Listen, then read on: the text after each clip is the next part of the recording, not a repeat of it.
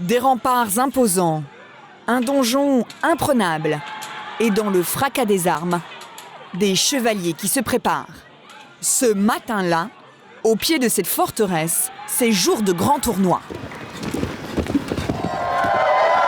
On se croirait à s'y méprendre en plein Moyen-Âge.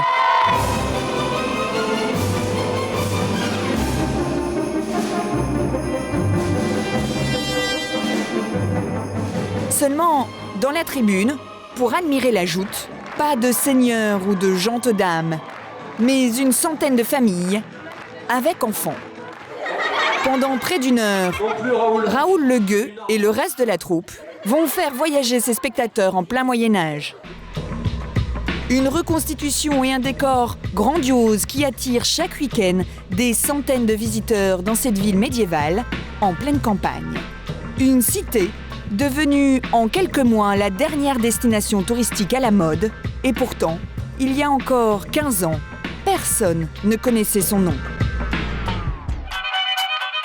Provins, une bourgade pittoresque perdue au milieu des champs. Nous sommes à 80 km de Paris, aux portes de la Champagne. Niché au sommet de cette colline boisée, Provins, joyau du XIIe siècle, a attiré l'an dernier 1 million de visiteurs. Des touristes venus de toute la France, mais aussi du bout du monde, pour admirer les vieilles pierres, profiter des spectacles et dévaliser les boutiques. 2,50 € s'il te plaît. Une sorte de parc d'attractions version Moyen-Âge. Alors, quelles sont les astuces de cette ville pour attirer les visiteurs qui profitent de la ruée vers Provins, en quête dans ce Disneyland médiéval qui rapporte gros? Ce qui frappe la première fois qu'on débarque à Provins, c'est qu'à chaque coin de rue, on se croirait revenu au temps des rois de France. Partout, le visiteur a l'impression que le temps s'est arrêté au XIIe siècle. Comme chaque week-end, Viviane Bézier, avec sa Parka rouge, accompagne une dizaine de touristes. C'est un des guides officiels de Provins depuis 16 ans. 2 heures de promenade et à chaque pas, des petits trésors parvenus jusqu'à nous. Ici, une maison à colombage. Un peu plus loin, l'une des toutes premières galeries commerciales de l'histoire de France. Et la visite continue avec cette tour romane imposante bâtie par les comtes de Champagne. Et c'est une tour qui va devenir finalement, et elle va être considérée à son époque comme la tour la plus moderne qui soit et la plus sophistiquée. Mais la vitrine de Provins, la voilà. Les remparts sur plus d'1 kilomètre. Donc là, c'est vraiment 1,3 km de murailles qui font la fierté de la ville et qui ont permis à l'époque d'avoir une protection renforcée pour tout ce qui entrait à l'intérieur de la ville. Et il en entrait des hommes et des marchandises. Il faut dire qu'au XIIe siècle, Provins grouille de monde. C'est une plaque tournante en Europe. À l'époque, la ville frappe même sa propre monnaie. C'est tout simplement la 2e place commerciale de France, rivalisant avec Paris. Un point de rencontre idéal entre les marchands hollandais venus du Nord et les négociants italiens. 600 ans après, les clients de Viviane continuent à s'extasier sur ces vestiges quasi intacts. Ça vaut vraiment le détour, le temps d'un week-end. On peut le faire sur un week-end et on apprend pas mal de choses. La partie supérieure va... Une visite incontournable pour tous les amoureux des vieilles pierres. Pourtant, il y a 30 ans à peine, aucun touriste n'aurait fait le détour, car voilà à quoi ressemblait la ville. Des ruines. En 1983, les remparts s'écroulent. Des pans entiers tiennent debout grâce à des échafaudages de fortune. À cette époque, les trésors de Provins n'intéressent personne. Jusqu'au jour où un jeune architecte des monuments historiques est nommé dans le département. Il s'appelle Jacques Moulin. 35 ans après, il se souvient encore de sa première visite. Il n'y avait rien. Le tourisme n'existait pas. Là, il y avait bien sûr quelques visiteurs, mais dans les fossés des remparts, il y avait des chèvres. L'architecte veut sauver les vestiges, mais il doit convaincre le maire, un certain Alain Peyrefitte. Confident du général de Gaulle, ancien ministre, académicien, c'est l'une des grandes figures de la Ve République. Pour lui, la rénovation est impossible, trop chère. Alors Jacques Moulin le persuade de financer une toute petite partie des travaux. L'architecte commence par ce bout de rempart et il va réussir à transformer un chantier totalement anodin en une véritable attraction. Le chantier était au pied même des remparts. Ici. Et par exemple, un endroit comme celui-ci, il a bien fallu échafauder l'ensemble du rempart, mais on a fait construire dans le fossé les ateliers de taille et chaque pierre taillée était faite pour un emplacement et ensuite insérée dans le mur. Et ce spectacle d'un chantier médiéval, c'est ce que les gens pouvaient voir en descendant, pouvaient voir du haut des remparts, pouvaient voir du haut des contrescarpes qui étaient autour. Ça a été un événement. C'est le début du tourisme à Provins. Les curieux débarquent sous les remparts avant d'aller consommer dans la ville. Alain Peyrefitte sent le filon. Il va même tomber la chemise et donner quelques coups de pelle pour faire venir les photographes. Seulement, des remparts à rénover, il y en a pour 1 kilomètre. Pour toute la ville, plus de 20 millions d'euros de travaux. Provins ne peut pas se le permettre. Un patrimoine, ça coûte cher à entretenir, mais ça vaut aussi la peine de l'entretenir parce que c'est une richesse inestimable. La solution pour payer tout cela, attirer des milliers de touristes. Alors, Alain Peyrefitte va avoir une idée. Faire rayonner sa ville aux 4 coins du monde en faisant rentrer Provins dans un club très fermé, celui de l'UNESCO. Une branche des Nations Unies chargée de classer des monuments, symboles de l'histoire de l'humanité. En tout, 900 sites, comme les pyramides d'Égypte, le Taj Mahal, le château de Versailles. Et pour inscrire Provins au patrimoine mondial, Alain Peyrefitte ne va pas mettre en avant les remparts, mais un autre trésor de la ville, bien caché, son sous-sol. Une ville sous la ville, avec des salles voûtées majestueuses comme celle-ci. Les marchands de toute l'Europe y stockaient leurs draps et leurs épices pendant les foires du Moyen-Âge. 150 pièces souterraines, un patrimoine unique au monde que l'UNESCO va retenir dans sa liste en 2002. Nous sommes alors en pleine campagne présidentielle et un des candidats va en profiter pour faire parler de lui. Jacques Chirac à Provins, le président de la République est venu assister à une cérémonie qui consacre l'inscription de la ville au patrimoine mondial de l'UNESCO. Jacques Chirac vient inaugurer la plaque de l'UNESCO. Dans son sillage, des centaines de journalistes. Un énorme coup de pub. Dès le lendemain, la ville fait la une de plus de 200 journaux. En quelques jours, la fréquentation touristique va exploser de 20%. Chaque jour, ce sont désormais 9000 touristes qui débarquent à Provins venus de France, mais aussi du monde entier. From Holland. Japan. Boston. Les Pays-Bas. Des flots de visiteurs qui rapportent beaucoup d'argent à la ville. Et ça commence dès l'entrée, quand on arrive en voiture. On peut pas rentrer dans la ville? Non, le samedi dimanche est jour férié, la ville est réservée qu'aux riverains. Un parking obligatoire et payant. C'est 4 € pour la journée. 4 € qui vont directement dans les caisses de la mairie, soit 70 000 € l'an dernier. Et des occasions de gagner de l'argent, il y en a des dizaines dans les remparts, à commencer par la vente de forfaits pour les visites de monuments. C'est ce qui rapporte le plus. Nous nous situons ici. D'accord. Donc, c'est la première fois que vous venez à Provins ? Oui. D'accord, donc c'est parfait.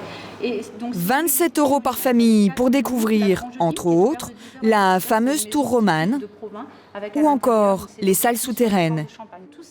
Mais aussi pour participer à des grandes fêtes. Vous avez donc le thème cette année Jeux, contes et légendes. Pour les enfants, c'est super, ça va être des conteurs, plein de jeux pour enfants. Après, si on continue, vous avez... Car depuis peu, au-delà de ces vieilles pierres, Provins mise de plus en plus sur d'autres attractions pour faire venir un maximum de touristes.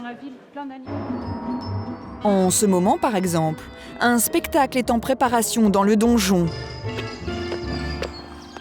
Le patron de l'Office du tourisme, Jean-François Robin, vient vérifier si tout est au point pour l'ouverture au public dans une semaine. Par contre, le rendu de l'image est étonnant quand même, hein, sur la pierre. Avec sa lampe frontale, Blaise, le technicien, met au point les derniers détails d'une grande projection murale.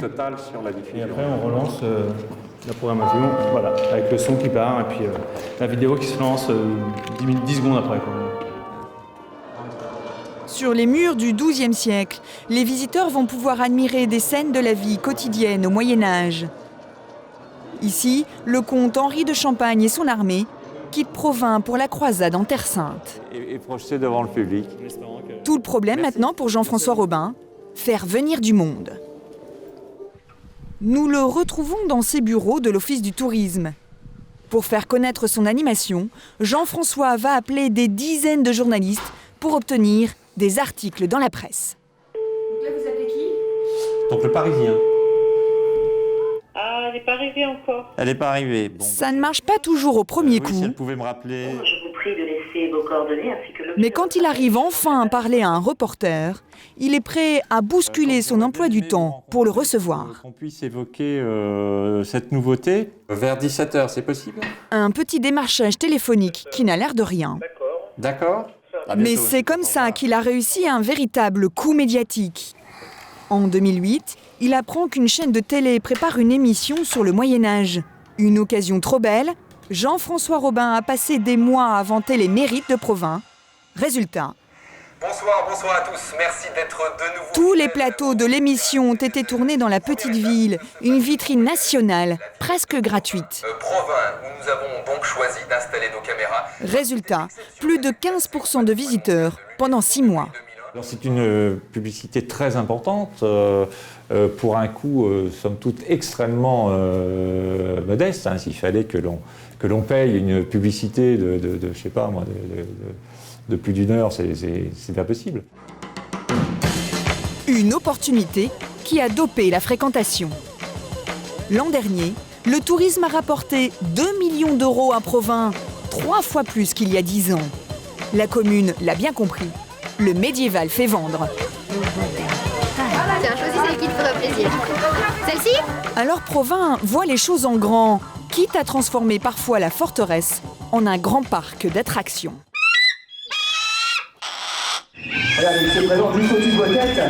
Les seigneurs aimaient la fauconnerie. La ville fait venir les plus grands rapaces. Vautours, aigles et grands-ducs survolent la citadelle avant de fondre sur les spectateurs. À quelques mètres de là, ce sont des chevaux et même des loups qui font le show devant le public.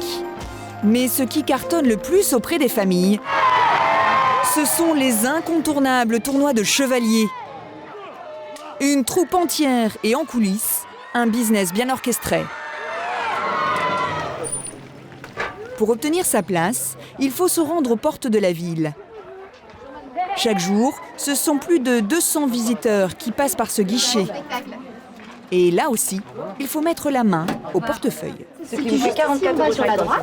En plus des 27 € du forfait monument, ici il faut payer 11 € l'entrée pour assister à 45 minutes de tournoi avec cascades, combats, costumes et chevaux. Une billetterie qui rapporte 500 000 € par an à l'organisateur. Pas mal, mais on est loin des budgets hollywoodiens. Heureusement, le patron du spectacle a une méthode bien rodée pour en mettre plein la vue au public. Ce patron, le voici, c'est Thibaut IV, comte de Champagne, alias Laurent dans la vie. En été, une quinzaine de personnes travaillent pour lui, chacune payée 1 600 € par mois. Un salaire très correct, mais il faut savoir tout faire.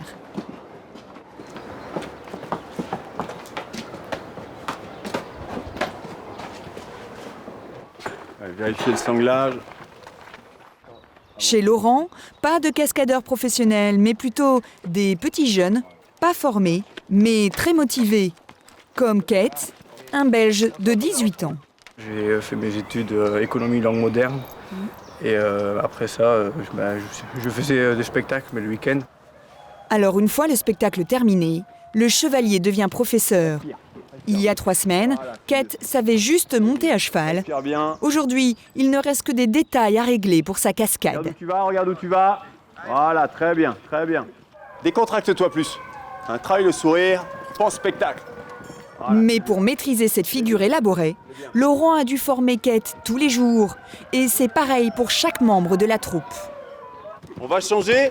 Hugues, tu vas essayer. Regarde-moi. Voilà.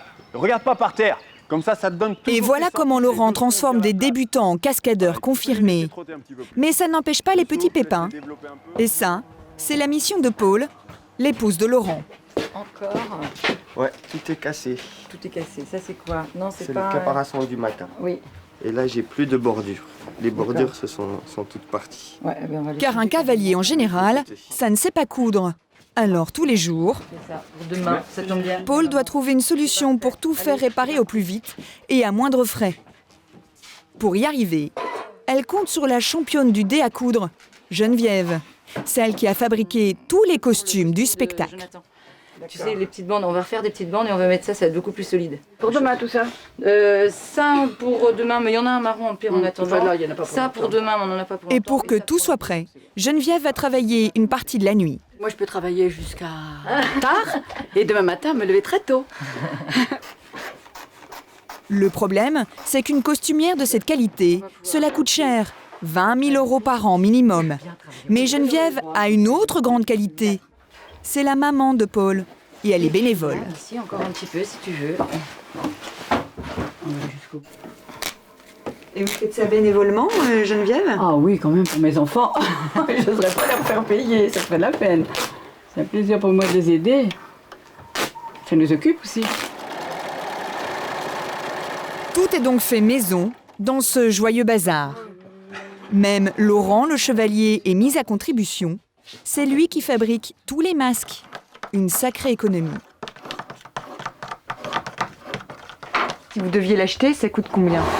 Je pense que ça serait aux alentours de pas loin de 500 € quand même, hein, parce qu'il y a quand même du temps, il y a de la sculpture, là c'est des véritables crins, il y a des petites boucleries, puis encore une fois c'est sur mesure. 20 h, tout le monde est encore au travail. C'est comme cela que Paul et Laurent réussissent à gagner leur vie avec un spectacle de plus en plus rentable. Ils attirent 10 000 spectateurs de plus qu'il y a 4 ans. Mais voilà, ça pourrait ne pas durer. Car en France, des villes médiévales qui vivent du tourisme, il y en a des dizaines désormais. Alors Provins n'hésite pas à se mettre en 4 pour attirer des visiteurs qui viennent de très loin. Paris, les Champs-Élysées. Ce matin, Jean-François Robin, le patron de l'Office du tourisme, a rendez-vous à JTB. C'est la plus grosse agence touristique du Japon. 80 000 voyages vers la France, vendus chaque année. Tout l'enjeu pour Jean-François, c'est qu'une partie de ces voyageurs viennent jusqu'à Provins. Mais pour ça, il faut convaincre le patron, Monsieur Chichi. Alors il va sortir le grand jeu. Comme le veut la politesse japonaise, Jean-François commence par lui tendre sa carte de visite à 2 mains, une carte très spéciale. Ça s'écrit en japonais. C'est en japonais également, c'est traduit. La carte de visite en japonais. Et ce n'est pas tout. Ça c'est le guide du visiteur donc, qui est en japonais. Sur les monuments, le petit train touristique, la billetterie. Ça c'est impressionnant, ça s'écrit en japonais. Monsieur Chichi n'en revient pas. Cela commence plutôt bien pour Jean-François. Mais cela ne va pas durer. Sur ses brochures, Monsieur Chichi propose déjà une journée à Provins. Seulement, elle n'a attiré que 5000 clients l'année dernière. C'est trop peu. Alors, malgré ses sourires, le Japonais va exiger de nouvelles idées. Sinon, Provins ne sera plus dans son catalogue. Dans ce programme. Si vous pouvez préparer quelque chose en plus autour de Provins. Et toutes les suggestions de Monsieur Chichi sont bonnes à prendre. Il y a beaucoup de Japonais qui aiment beaucoup des fleurs, par exemple. Ouais. Alors quel genre de fleurs? Champ de colza. Du colza, il y en a plein autour de la ville. Alors Jean-François Robin propose illico, un circuit au milieu des champs. Un circuit avec dégustation de produits à la ferme, du terroir, donc dans un univers de colza. Alors, voilà. Et ce n'est pas tout, il va exploiter le filon des fleurs jusqu'au bout. Ça nous intéresse. Tout à l'heure, vous disiez que les Japonais aimaient les fleurs, donc on a des spécialités autour de la rose de Provins. La rose, une fleur romantique parfaite pour appâter les Japonais en voyage de noces. Il y a même un chevalier qui peut apporter une rose à la mariée. On va le faire pour la fête des mères. Là, hein, donc, Le chevalier à la rose, ça marche à tous les coups avec les Japonais. C'est un peu éloigné du patrimoine mondial, mais grâce à ces offres commerciales sur mesure, 20% des visiteurs de Provins viennent dorénavant de l'étranger.